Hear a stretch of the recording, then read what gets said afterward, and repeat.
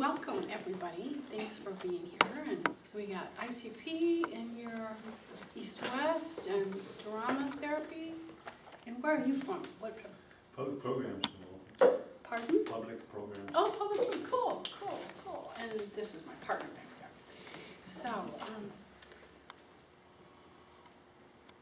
yeah, I'm really happy to be here. And I think what I'll have you do first is we're going to do a dive inside. And I'll give a sense of some experiential work, so you'll know from the inside out then what I'm talking about. So how about, it's the end of the day, so let yourself kind of be in a chair, let the chair hold you up, be comfortable. Yeah, and already your body's kind of leading you to make any little adjustments when you start to listen to that wisdom inside. And in whatever way you like to close your eyes or soften your gaze and turn inward. And call to yourself something that supports you, something or someone. Something that brings goodness or creativity, something sweet. Life, laughter.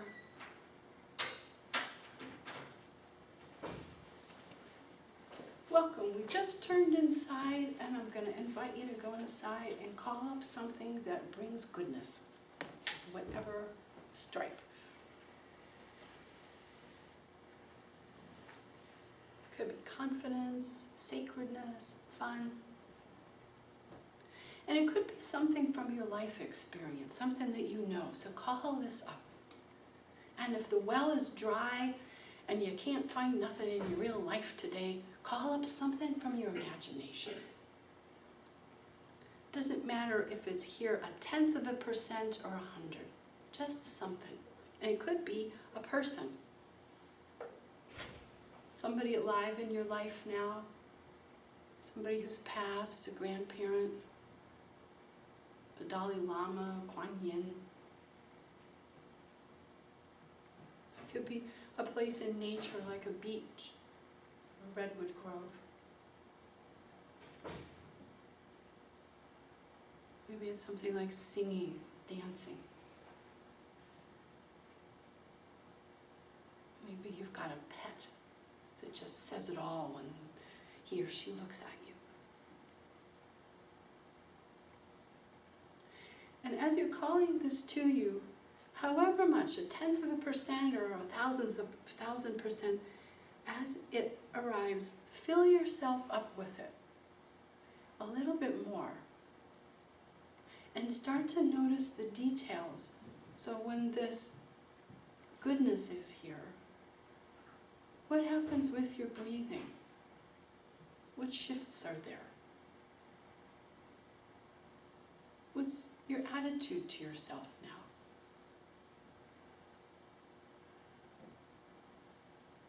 Maybe there's some unwindings in your body, pace changes, and just noticing all of that. And as much as you can muster right now, let yourself really have it.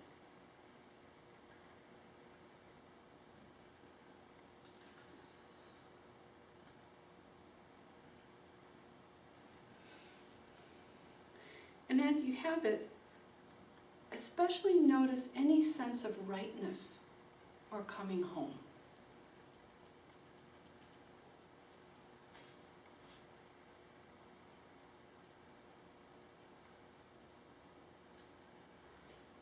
And make a little 3-dimensional Polaroid bookmark of this sense of goodness.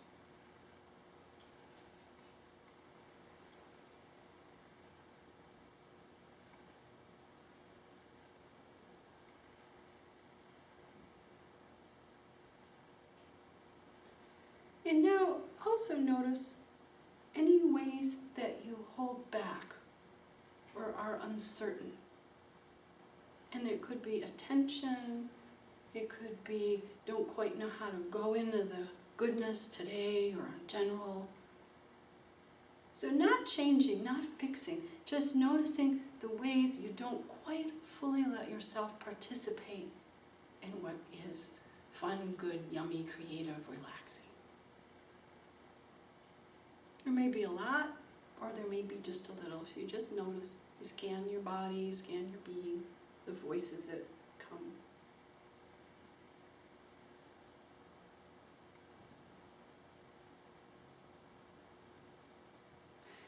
And start to notice how the tensions or the flow or the pace in your body accompanies the holding back. That's it. Deaden it, slow it down, speed it up.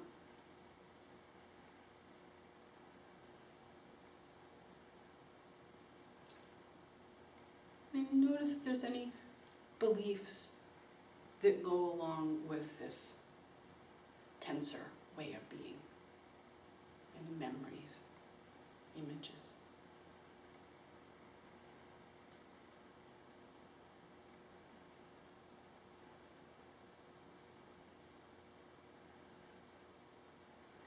And now, crazy as this might sound, this crazy sacred, let yourself thank this place. Because in a way, it's how you survived. And just notice what happens when you thank it.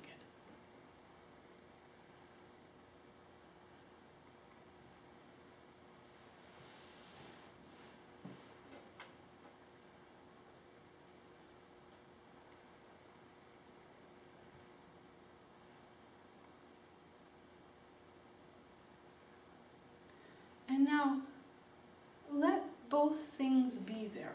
There's only a right way to do this, however you do it. So let both things be here, the goodness and the holding back. They're both here, so you just let them be here.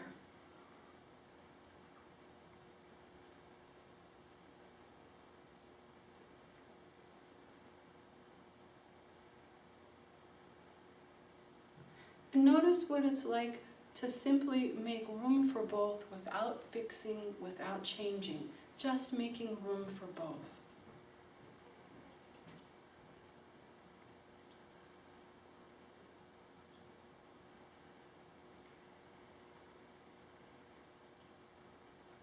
And now, notice who is noticing both parts. Who is that?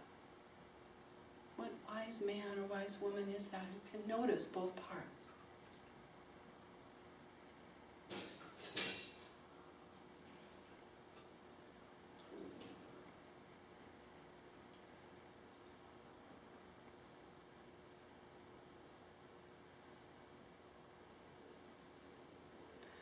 And as much as you can, consciously, take yourself a little bit more into whatever was your goodness, and watch exactly how you do it.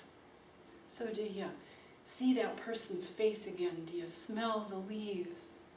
Do you let your chest open and respond? So notice the ways you actually take yourself back into the playground of life, whatever that is for you. Notice the whole experience that accompanies that.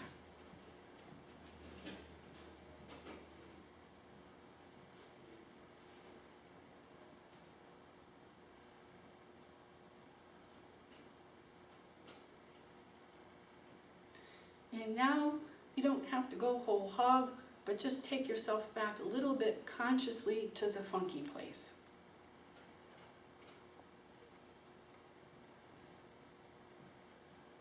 And notice the effect of that.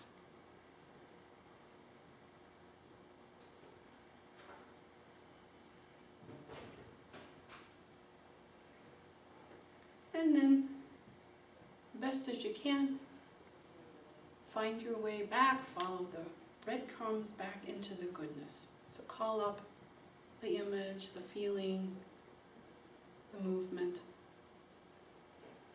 And as you return to the rightness, it may have morphed or changed a little bit. Just notice that. Oh, there's that. Let yourself land there. Breathe it in.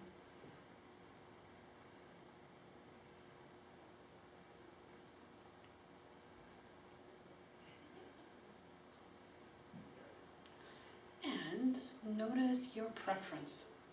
Which do you prefer?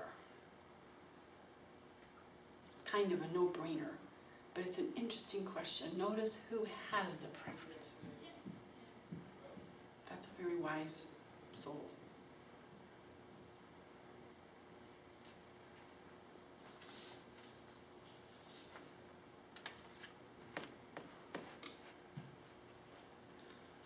And making any little bookmarks you want, taking away in your treasure chest, whatever you've learned here or learned more deeply.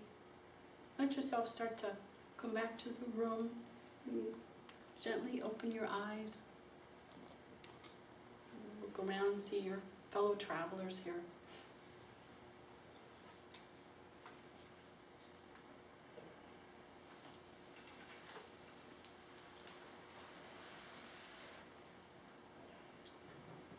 Welcome. Where are you from? What department are you from? ICP. Oh, okay. So we have quite a mixture here, like that. So I'm an MFT and certified aromatherapist, and I graduated in '97, and I've been supervising for quite a long time. And it was lovely that you read that for me there. So I have a big palette, and there is a common theme, a couple of common themes to everything that I do that I offer for people, whether they're clients or supervisees. And one of the things is the experiential piece. So if a client's coming and I ask them what's good, I'm going to get an automatic response. And the good thing might be really helpful for them, but it's not really fully embodied. So if I want to have them take that home, it gets more fully embodied when we do something like this. And the other piece that I work with is that we have parts. So we have that wisdom in us that can choose the best thing, and then we have what's grimly called the defenses, and what I like to call as parts. So I'm going to actually dive into something that I do with clients between the first and the third sessions, and it gives us a little shorthand about being human and using just kind of regular language, and how to notice who is the person that's choosing and what we're choosing. So is everybody okay with a bear, or anybody not okay with a bear? I once met someone who was not. So everybody okay with the bear? Okay, so this bear right now is our stand-in for the true self. And when I work with clients, it could go to another animal, it could go to whatever manifestation, but we're going to start with here. And does everybody know that kind of feeling that you've had sometime in your life when this, whatever it is, this is really right for me? Welcome. We're talking about what makes you feel good. So does everybody know that, anybody not know the feeling of, oh my God, that's just me. That's just rightness. So I want my clients, every time they walk out the door, to have that more deeply and more practiced. And so rather than just talk about it, I want them to fully inhabit that. So this part here is a stand-in for that. We're born with that. It's in our blueprint. And if we have enough of the right stuff, it can grow up to an adult easily. Alas, we have these things called families and school and illness and the bully at the end of the block. So all this stuff happens. So this has to wait a bit. So here's this kid. So this poor kid. Welcome. No, come on in. So this kid here gets hurt. Now when kids get hurt, we're going to show the video. When kids get hurt, they'll die or go crazy. They will die or go crazy. But we have a third option. We hire guys. We don't do it consciously, but we just do it. So we have this guy's like, I'm really big and intense, and if I get really angry and intense, nobody's going to mess with me. And this one is like, if I'm really, really cute, they might like me and give me a little bit of love. This one is like, I'm just going to get out of Dodge. I'm going to run away. Forget it. This one is like, if I work really, really hard, then I'll earn some love. This one is like, I'm gonna zone out, we got TV, drugs, couch, whatever, I'm out of here that way. Where's my other guy? Anybody know this one? It's not gonna get done unless I do it myself. So, anybody recognize any of these? Right, we all do. Now, when I have clients come, they're often, by the end of this little talk, often they have both tears and they're laughing. And the laughter's good. When we're in a part of our brain that has humor, we're not so scared. You can't be simultaneously scared and curious and laughing. So, Winnicott talks about one of the biggest gifts we can give is to be playful to our clients. Because in the new neuroscience, it helps you go from, oh my God, into this playful place. And there's more room to grow there. And the client comes and there's also tears, because when clients come for the first time, they really want us to see the ache. And they especially want us to see the hope and the truth that they can't quite fully live yet. And then what experiential work does is we help them to really get an experience more deeply of their truth. And if they get that in the session and they walk out, they're going to come back. We made a connection, so you keep your clients when you're doing this. And it's just a very human way. Now, these guys' job is to say, I am never going to get this hurt again. I'm never going to do it. No way, not going to do it. So these guys have their job. So the first thing we do is we go, thank you, thank you, thank you. Like we did in that little exercise, thank you. That's how you made it. However, the switch gets stuck on, and like this guy, it's like if you have pink glasses, the whole world looks pink, right? So this guy can only see anything that happens, I'm going to just unload on people and get really mad. This one is like, it doesn't matter, I'm just going to do the cutesy thing and I might be okay. So they're very, it's like a SWAT team. I call them a SWAT team. They're very good at what they do, but it's very limited. And it's all based on the past. It's based on the people you grew up with or the things that happened. So now this one here can get, the true self can get angry appropriately. We have to have a boundary, right? No, that's not okay. This one can have joy and bliss, much more than those, because those are all defense deals going on. So we want to be able to go, oh my God, I'm doing the thing. I'm human, I'm doing the thing.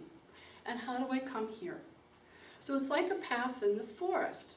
So I get really excited with clients because they all know the path in the forest. There's a choice. And the path here, it says over the top of the path to hell, you know. And you're going to go down there anyway. You've been praying.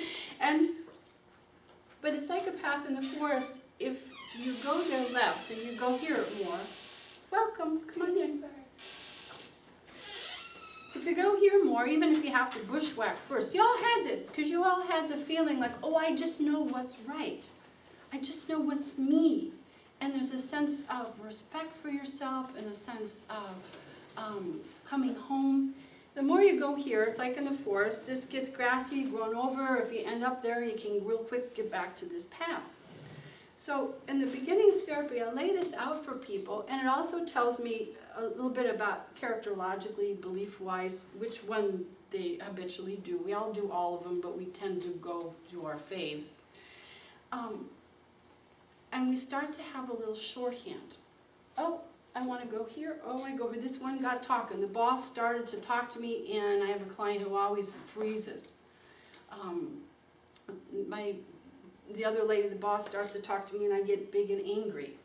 So we start to get curious about that. And so most orientations have some version of parts. They got all kinds of different languages, they talk about them, but there's parts. There's the truth of us, or most solid, Jungians, this is the big S self, and Hakomi, the recreation of self. John Eisman talks about this as the organic self, and this is the committee. This is drawn a lot from that work, and it's also drawn from trauma work. So our brain can do fight, flight, freeze, attach, submit. Those are all parts that are there.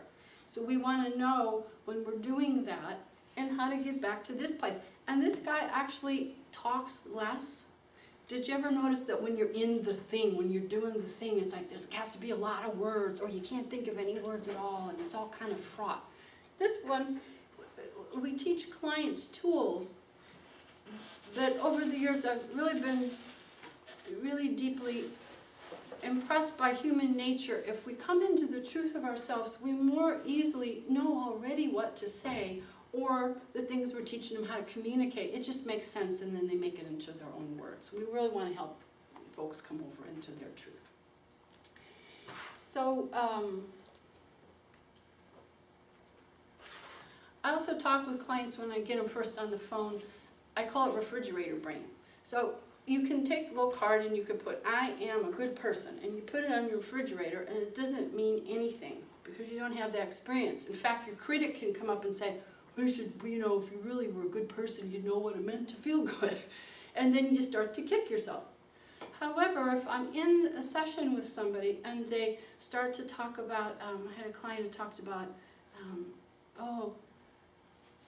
I was talking to this woman on the street, and I just started to open up, and it was easy to talk to her, and I just put my hand on her shoulder. She was just telling this story, she just came in. And I said, I'm her auxiliary brain. So I start to notice, I say, oh, when you talk about that, your shoulders kind of drop. It looks like your face relaxes, and it looks like that feels really good.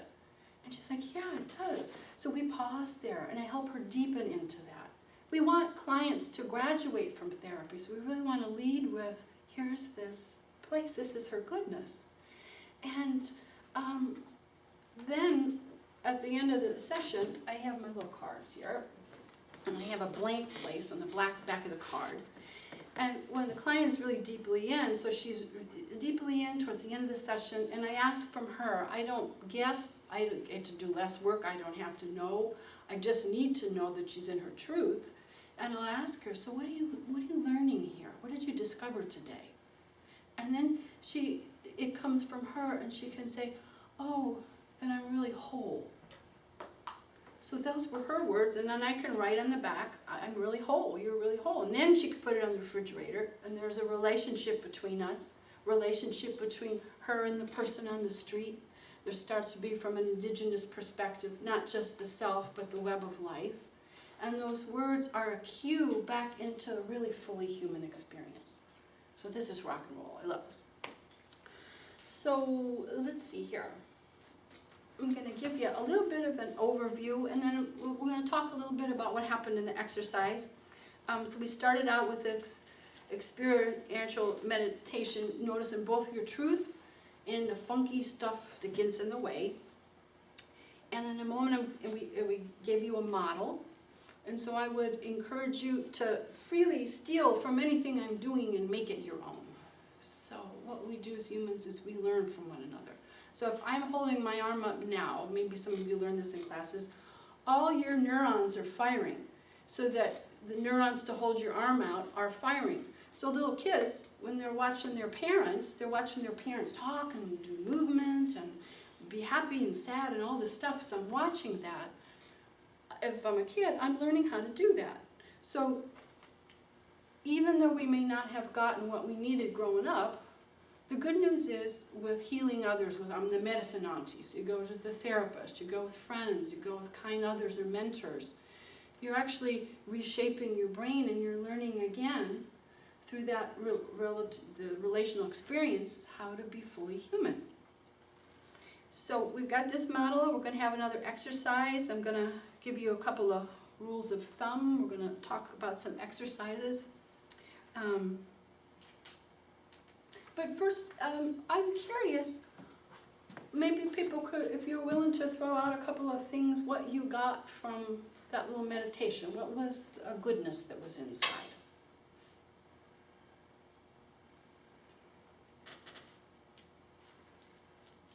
You're smiling. I was thankful of thinking the funky stuff because I was definitely noticing it before you said it. Yeah. It kind of like recentered everything, and then I could be in both places. And so what was your experience of being recentered? It meant that what I thought wasn't enough of the joy, I got to appreciate it more Uh-huh. for what it was, just the amount that it was. For the amount that it was, Yeah. yeah, yeah. But I got more appreciation of it. Mm-hmm. And what was your joy? It was, I was just picturing like a rose with sort of the sun Mm. on it. Yeah, yeah, So it was kind of the feeling of the sun and the image of the rose. yeah. And I love that I always include here the thanking the part. Hakomi calls this acknowledgement. It's really, really important. And you guys have been doing the work for a while, but when a civilian comes in, new client, they're like, I just want to get rid of all of these people. We're going to cut them out, never want to hear them, and it's not going to happen.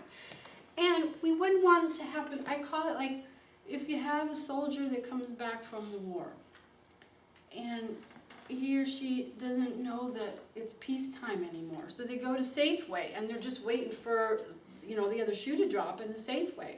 So we have these parts inside us that we survived because of this. And if you look at a mandala, everybody knows what a mandala is. So, you can't have modern art ones, but if you have traditional ones, there's the angels and the demons.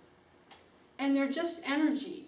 And if we get really attached to one or the other, we can kind of like spend a lot of time in that demon corner and hit ourselves or somebody else in the head.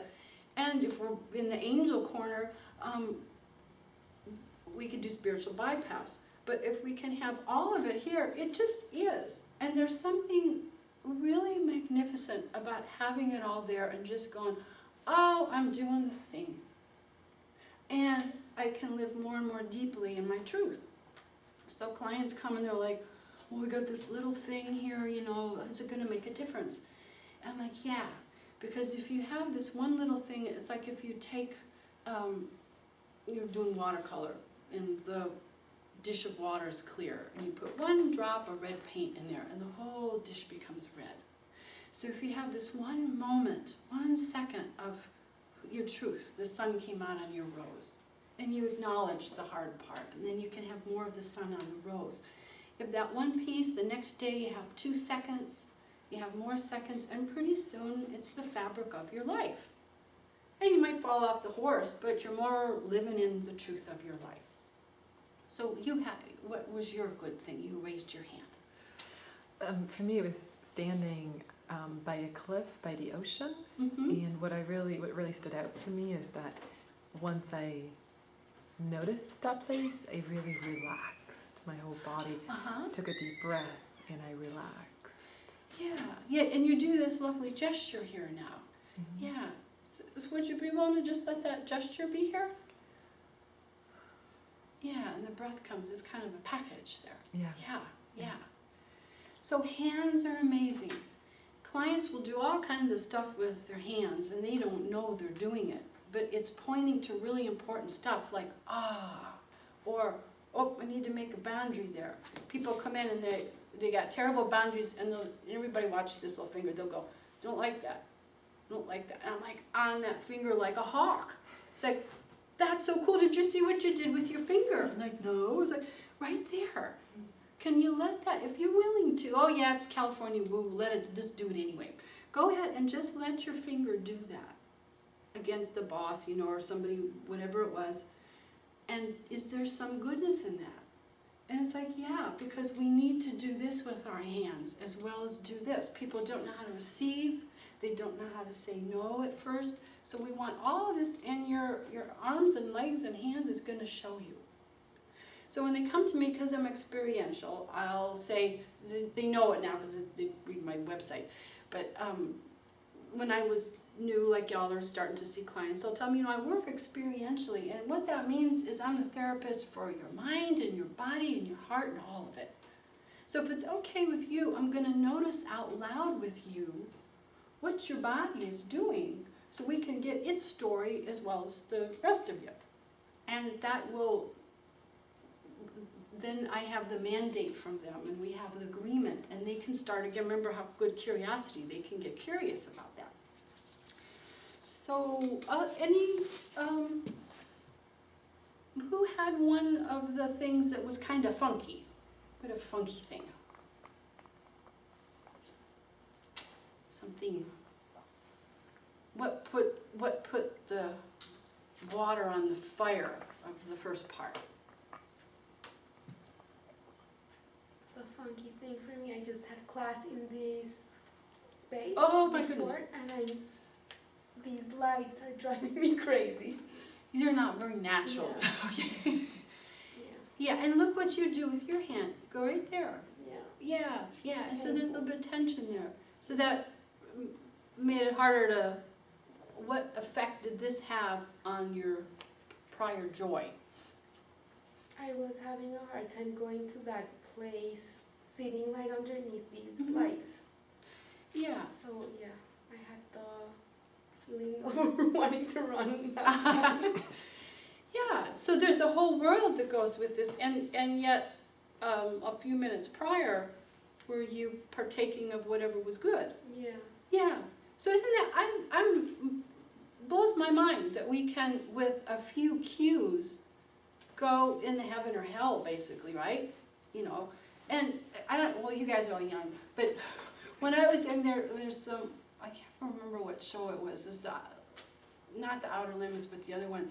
And this guy went into this room, and there's all these old timers, and they're watching Lawrence Welk. It's like, but they're having really fun watching Lawrence Welk, and they're in heaven.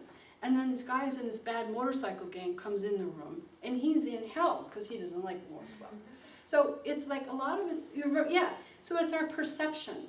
And so how can we open up to that and befriend that? And even as a little kid, I was wondering, well, is there some way he could talk to the old lady there, or I don't know, maybe not like Lawrence Welk, but sing himself or something like that. So how do we start to kind of tweak things? So is there any questions you have so far? Who's starting to see clients? And where are you at? I'm at Project Pride. It's a residential treatment facility for women and their kids. They're either pregnant or underage 6. Oh, cool, congrats, yeah. Anybody else in practicum? So it's coming up, the next, yeah. I bet you have all sorts of imaginings about it. Yeah. So, let's see where we can go here.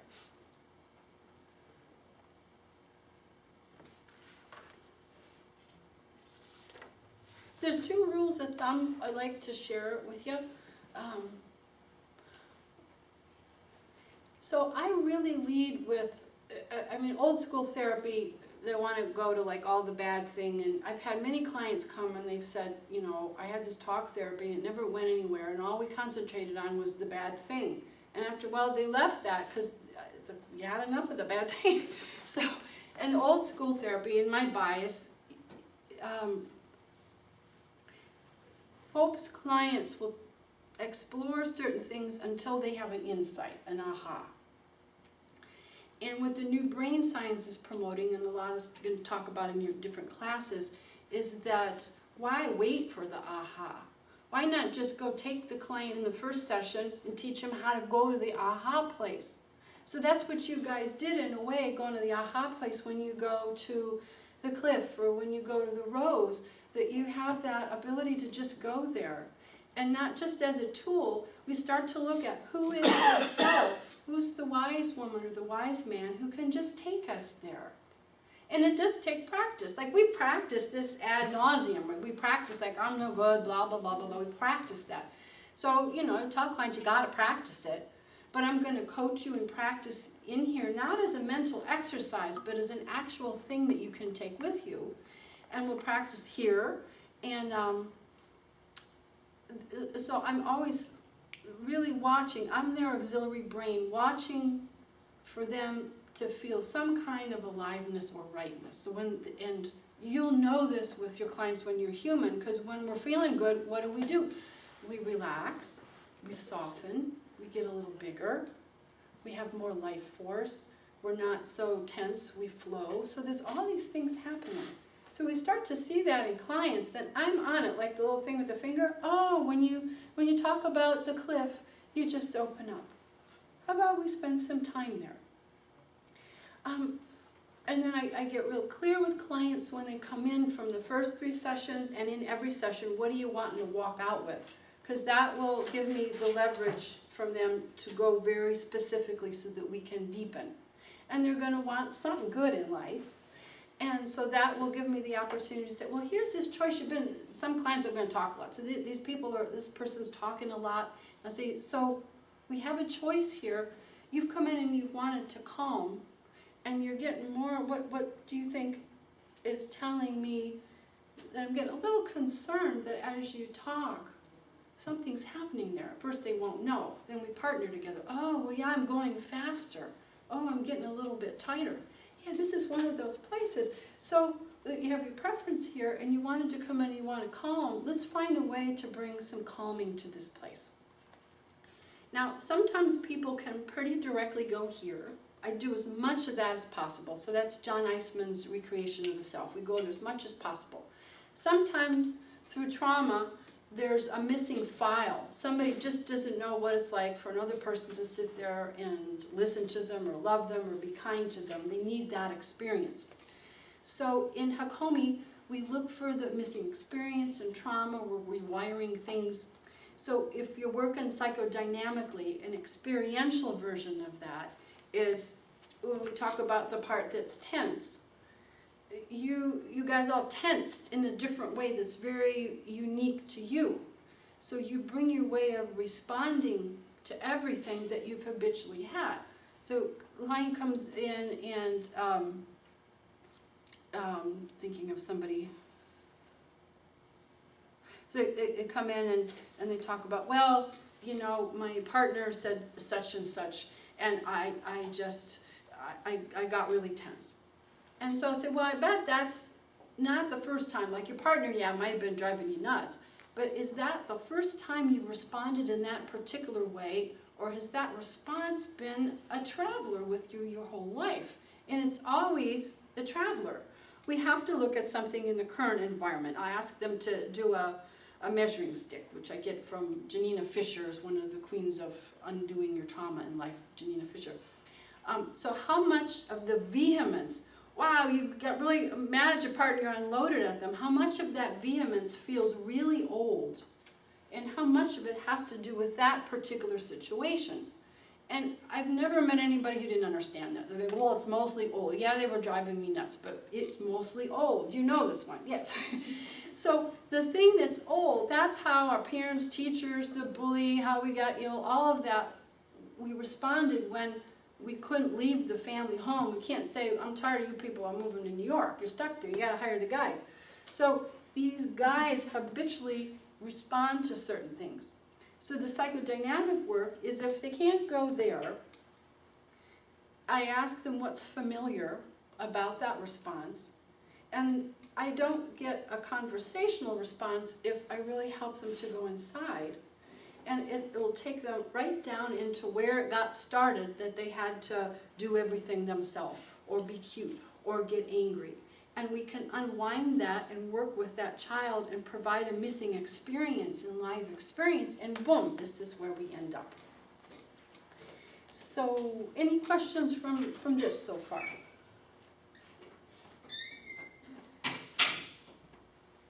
People been in class all day? Yeah, is he tired? Yeah.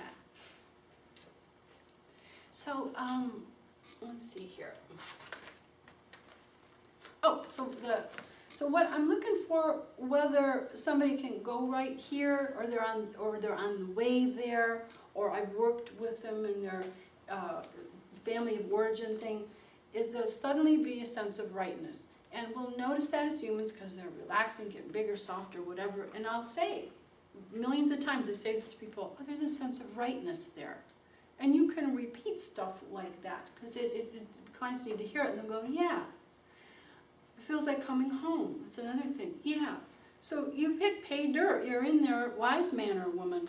And, you know, my bias is that's what they're wanting in therapy. So help them have that enough, as much as they can in the session.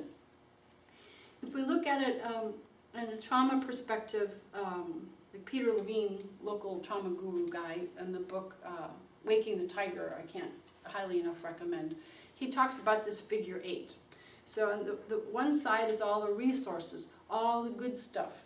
So we want to really start with that, especially with traumatized people, and then we can skate over to the other side and unwind a little bit of a titrated homeopathic dose of like really bad funky stuff. But you can't go right there because they'll flood. So we want to help install this for humanness, for goodness, especially with trauma. We got till 7:30, is that okay? So how about we do another exercise? So go ahead and turn inside, and you can, yeah, whatever way you do that.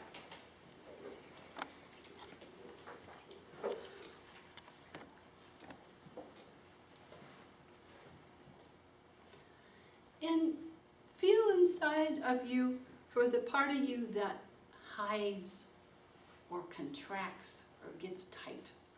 Just kind of feel in for however that's showing up today. And just let that happen a little bit.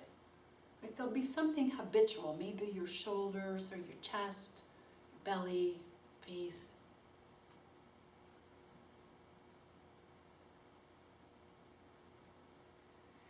And let yourself notice how that is changing your posture. It might be a micrometer, but it's changing something. You see lots of frowns here, furrowed brows, shoulder business going on. So just let that happen. And notice what's familiar about it. So let whatever is coming up in the file today about the times that you've had to respond to the world in this way. Like that's the thing you do.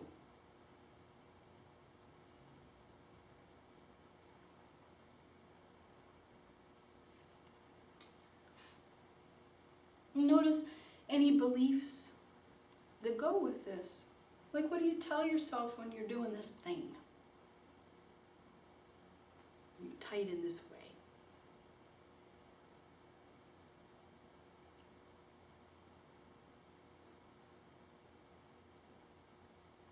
You can let your unconscious send up anything it wants to about where this tightness got started.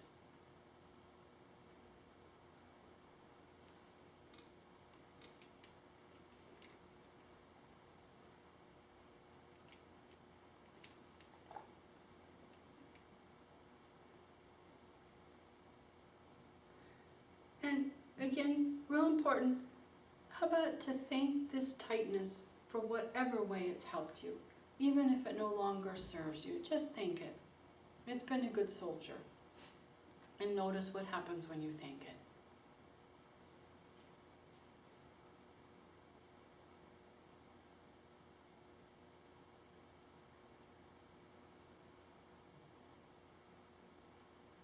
And notice the little, maybe little micro shifts. I see people a little bit breathing more, faces change when you thank it.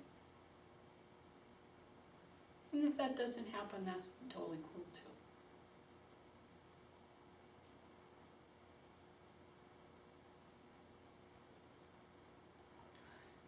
Shake it off a little bit. Wiggle your sits bones, maybe stretch a little, stay inside, but yeah, wiggle around, breathe.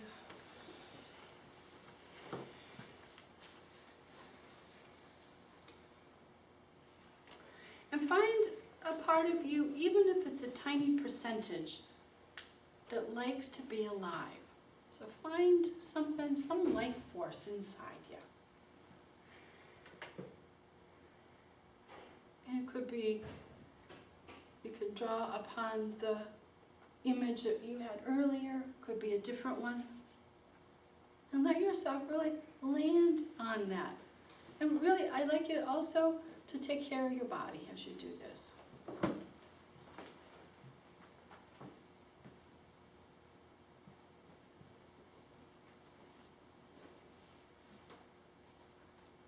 And when you land on this aliveness, let it get a little bit bigger. If you know how, let it get bigger. If you don't know how, just make it up.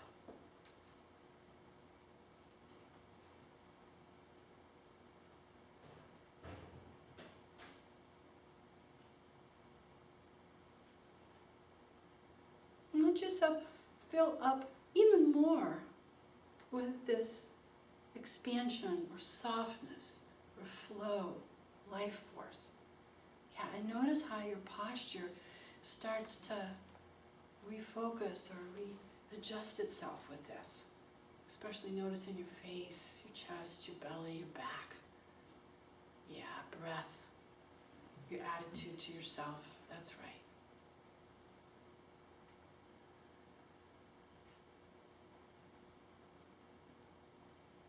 Feel the rightness of it.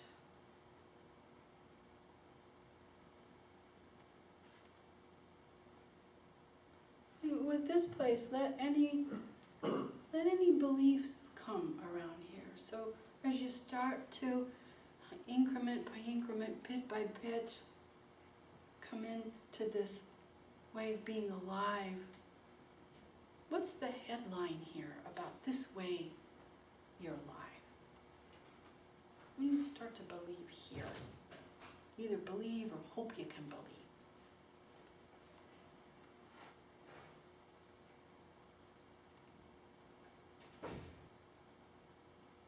Who in your life wishes the best of this for you?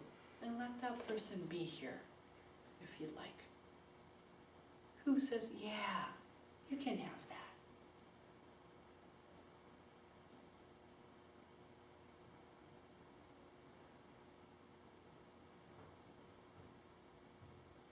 When that person is here, they could be someone you know, someone you imagine, a goddess, a god, the Dalai Lama, your grandma, your friend. I'd like you to really clearly place them somewhere, like to your left, to your right. You get to choose. So place that person near your body somewhere, the person who believes in you.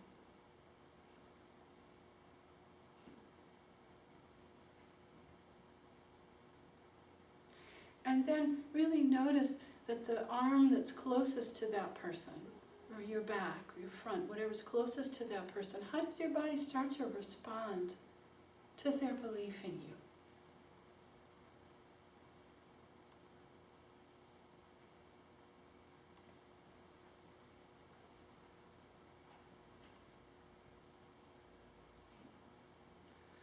In the villages, when we heal, it's often common for a person to have a gesture of a life force, and they show this gesture to the people in the village, and the people in the village give them the gesture back.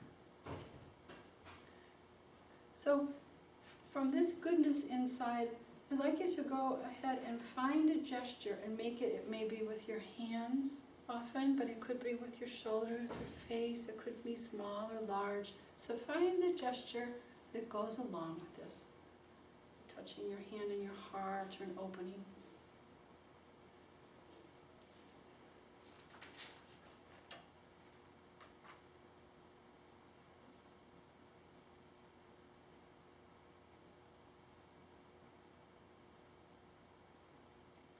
And if there isn't one, notice what you would like. And if there is one, let yourself have it.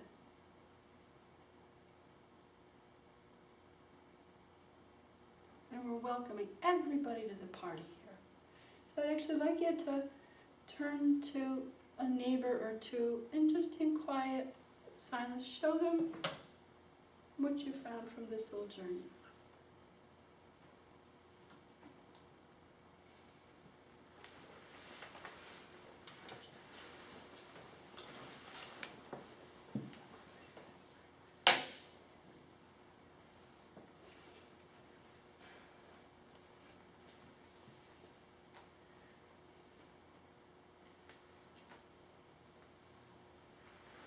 So everybody found one. I see lots of smiles. I also tell my clients to smile at the flower, it comes here in your mouth. But this is the bloom, but it comes from inside. So everybody's got a little bit of a smile right now, a little bit of something. So feel where it comes from inside, and then it comes here, and we show that in the village. And in our nervous systems, when we're safe and we're welcome, when our face is showing that to others, our face relaxes, our heart relaxes, our gut relaxes, we process food, we feel calm, And we get this goodness here. We do this for ourselves, we do this for each other.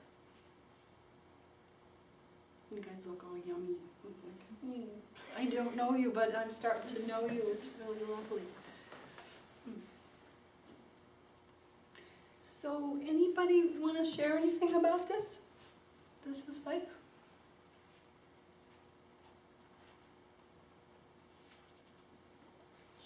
Yes. I just can't, it was really good for me, like how serendipitous that is, just to what I've been talking about today, and I actually just came in from therapy. It was like, it was super on point. But yeah, I find it really beneficial just in a personal way, because I lose track of my ability to go to that place. That exists, and I can go there. Yeah. And Yeah. I forget that a lot. And so I would say, if it's okay, Sure. a part of you forgets. And we want to honor that part because it's forgetting for its own reasons. And it looks like then another part remembers. Yeah, yeah. Mhm. You're smiling, so keep going.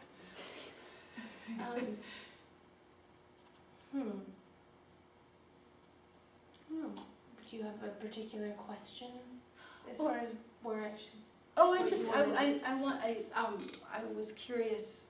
I want to hear the rest of your story. As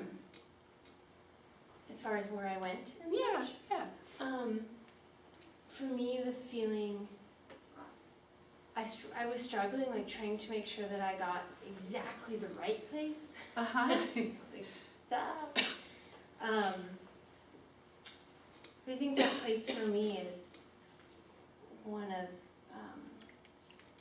the ocean and the water and seeing the sunset, or so yeah, that was that place. And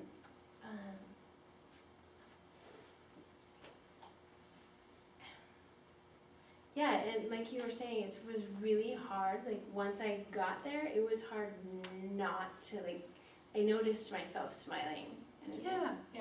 oh wow, look at that. Like, because I mean, honestly, I was feeling kind of crappy when I came in, so I was like, oh wow, like that is in there. It isn't, and your point is in a particular spot. Right at this Yeah. moment, it's kind of right there. Yeah, like my gesture was very much right here. Yeah, yeah, yeah.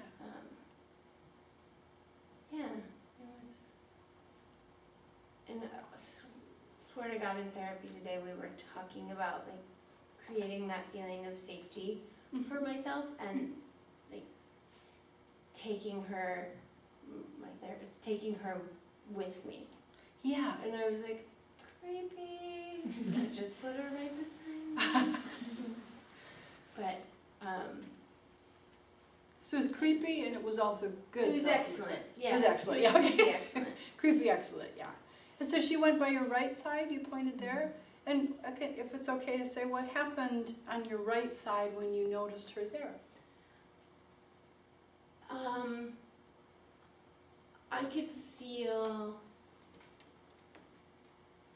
I could kind of feel that energy, like that's created, like if she was sitting here and we're like, you know, Yeah. apart or something, like just that energy that's kind of moving back and forth between the two of us, as, Mm-hmm. you know, instead of just being a single entity. Like I had this continuous like flow of connection, and like yeah, like I could actually feel a bit of like a buzz Mm-hmm. on this side. So one way to look at our hurts that we have is that we get separated and alone. And it's actually, that's a state of mind. And we sometimes go even more alone because that's, you know, people were hurting us growing up, whatever. You don't want to be around those people.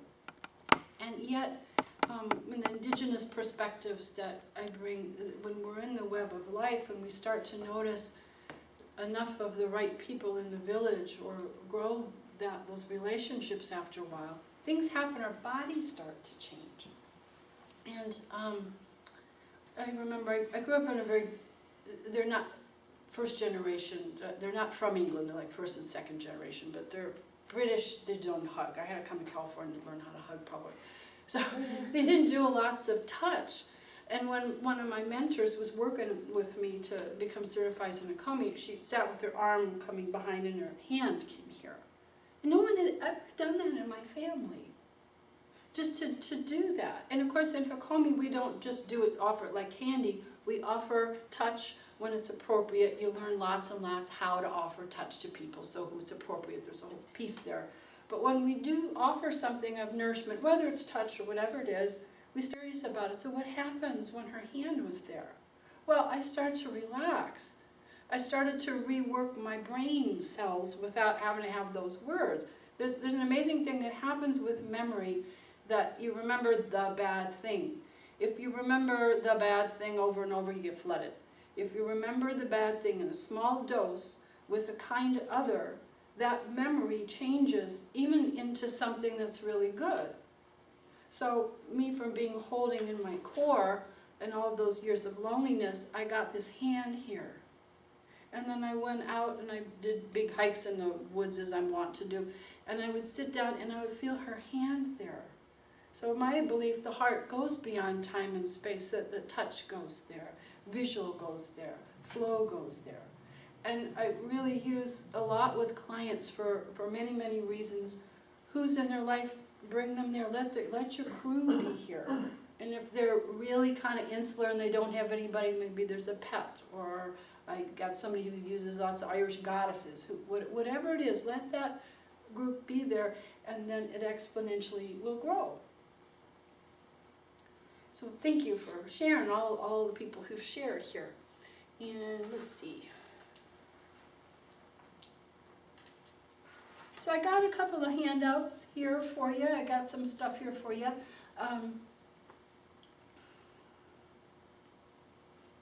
Any questions?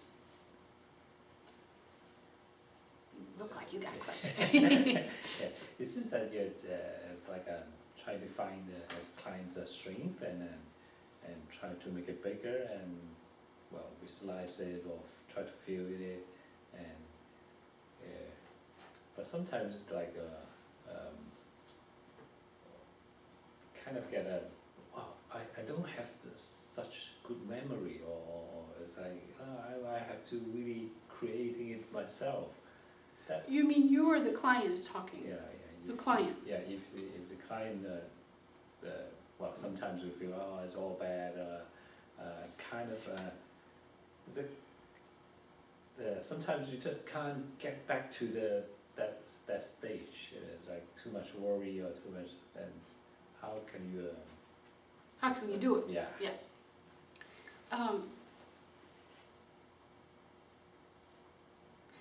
So there's a number of ways you could say, oh, isn't it interesting that I got a client, I call it abandonment guy, worry guy, we got them all named. So everybody's gonna have their name. So guy who can't get back to courage comes up, whatever that's the name for the client. Isn't that interesting? That guy's there, he doesn't believe he can get back there. Wow. So but just let that be here. So that's here. And if it's a critical voice, usually, it was a very interesting thing. Critical voices come from the outside, and you watch your clients, and you can even tell, you're going, well, somebody's talking to you over from the left side, because they'll be like this, right? Or, and they're like, how did you know? So sometimes the critical voice is inside, but it's different than the true self. That's a little trickier, but usually it comes from outside. So you can just say, isn't that great? So that voice that says you can't ever get back home to your courage, can you point where it's at? Like, I don't have to. They're like, there it is. Wow. It's not you. I mean, it's taken over the microphone, but it's not you.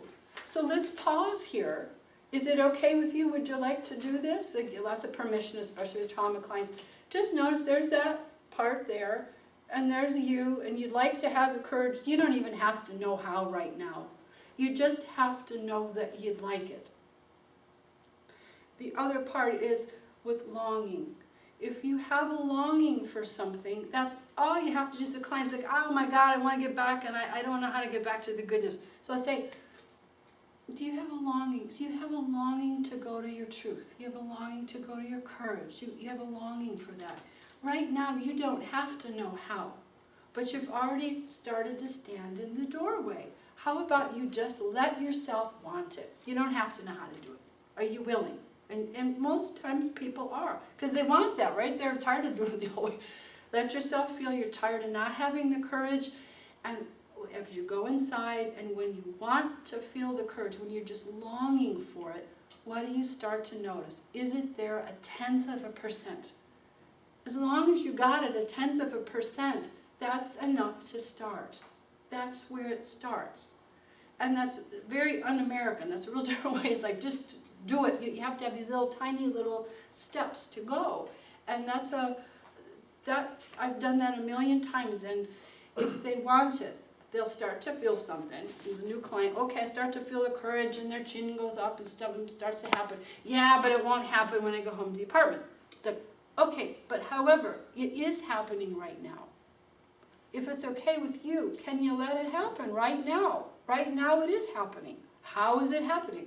So one of our favorite experiential questions is how? How do you know that's happening? Because then they're not in conversation mode.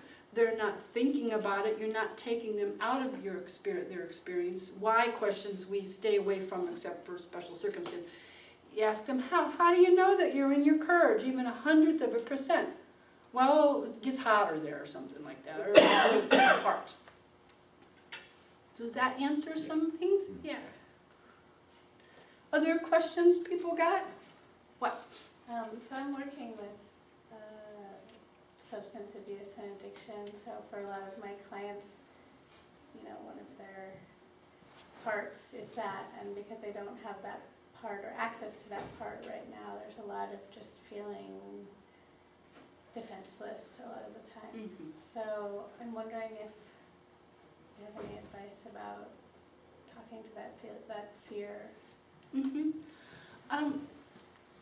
Well, one of the first things we want to do, and I'm wondering about in your situation, if somebody's living in some place dangerous, that we need to at least try to help This is them. a residential place, so they're all living on site. Okay, so they're not going home to bad Yeah. deal. Okay, so you start to get curious. When we have people who are in addiction recovery, we can't send them back to family of origin stuff because they'll fall off the wagon again. That's too much. Stuff will come up, but when I wear my developmental hat, when a person is there, we can go do this a lot. If I'm wearing the trauma hat because the person's either doing substance or they're very traumatized, I'm more directive, but I'm directive in their service. So if they start to get, kind of anxious in some way, I say, let's stop here. The clients are always borrowing your nervous system. So I'm going to be their auxiliary brain. Just like a child interjects the parents, they're going to interject me, the medicine auntie, right? So let's stop here a minute, because I don't think it's fair for you to tell me this story if you're getting activated while you do it. I want to hear the story, but the most important thing is for you to learn how to feel safer. And I think you don't know how to do that. Can I help you? Would you like to know how? And then you teach them. In the beginning, the grounding stuff, you look around the room, we have to have our orienting responses. You can do lots of boundary exercises. Well, most of them actually are not getting activated at all. They're really locked up. So they're either sort of being resistant. We'll work on that in here. And then you get their agreement and you fine tune it for particularly what they want. Do they have an anger issue or do they have a boundary issue? And then you will just work on that issue over and over and over and over again. Mm-hmm. Is that the answer? Yeah, definitely. So we're about at the end. I could have time for one more question. Anybody else got a question? I was going to ask about, it sounded like you kind of started talking about that in your last response, that people who just get too flooded or they're not comfortable with being noticed in the ways that you're talking about, bodily observations and things. and you were starting to say that you have them come back to a sense of safety. Do you have any resources on that? Yeah, you know, if we're passionate about something, that passion is contagious in a good way. So I have had clients, it's kind of rare, but I have had clients who don't want me to notice stuff, and so I don't, it's been okay, particularly with one client, that I can say something's happening. So I'm not going to be particular about it, but she allows me to do that. But because I'm a big kid and it's like, wow, we're doing all this stuff, and the hand goes up and make them laugh, and then they start to be able to do that. So if you get passionate about it, it starts to be okay because you're normalizing it. So if you have imagine like you have a little kid who wants to learn how to do something, but they're kind of scared, you just say, come on, Bobby or Sue, let's just go and do that.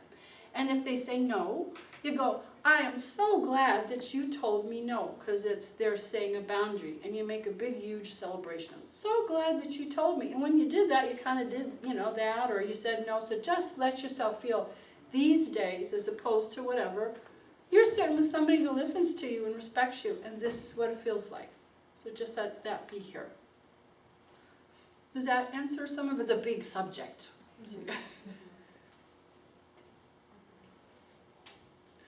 So we're at the end here. I want to thank you for having us here, and it's nice to meet everybody here.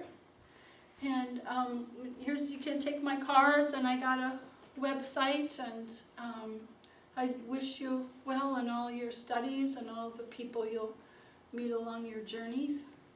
And thanks for having me. Thank Thank you. you.